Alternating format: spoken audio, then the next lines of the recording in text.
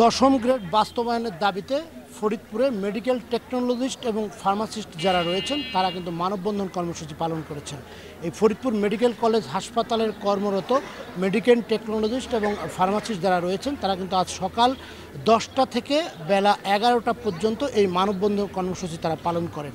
তারা এই 11তম গ্রেডে বর্তমানে তারা চাকরি করেছেন, কিন্তু তাদের সাথে যারা অন্যান্য ডিপ্লোমা যারা এ পর্যন্ত যারা ডিপ্লোমা রয়েছেন, বিশেষ করে এই মেডিকেল টেকনোলজি বাদে যারা কৃষিতে ডিপ্লোমা করেছেন, নার্সিং সহ যে অন্যান্য যে ডিপ্লোমা রয়েছে তা যারা পাশ করেছেন তারা কিন্তু যে কর্মরত যেখানে আছেন তারা কিন্তু আসলে দশম গ্রেডে তাদেরকে পদায়ন করা হয়েছে এবং তারা কিন্তু দশম গ্রেডে এখন চাকরিরত অবস্থায় আছেন। শুধুমাত্র এই মেডিকেল টেকনোলজিস্ট এবং ফার্মাসিস্ট যারা রয়েছেন তারা কিন্তু এই দশম গ্রেডে এখন পর্যন্ত তাদেরকে কিন্তু পদায়ন করা হয়নি। ঠিক এই দাবিতেই কিন্তু আজকে ফরিদপুর মেডিকেল কলেজ হাসপাতাল যে চত্বর, সেই চত্বরে কিন্তু মানববন্ধন কর্মসূচি পালন করেছেন এই হাসপাতালে কর্মরত এই টেকনোলজিস্ট এবং ফার্মাসিস্টরা।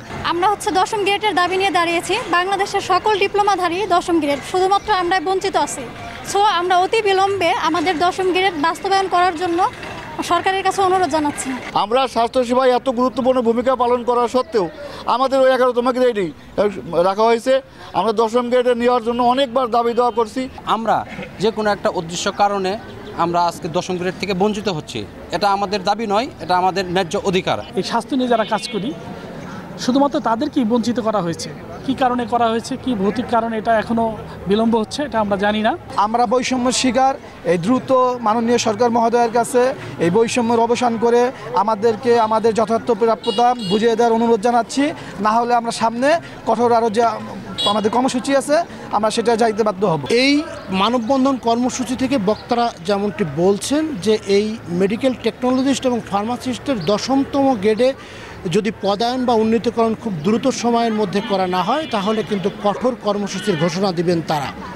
তাই দ্রুত সরকারের প্রতি তারা আহ্বান জানিয়েছেন যে তাদেরকে 10তম গ্রেডে পদায়ন করে তাদের দাবি পূরণ করা হোক। শিকদার সজল, সময় সংবাদ, ফরিদপুর।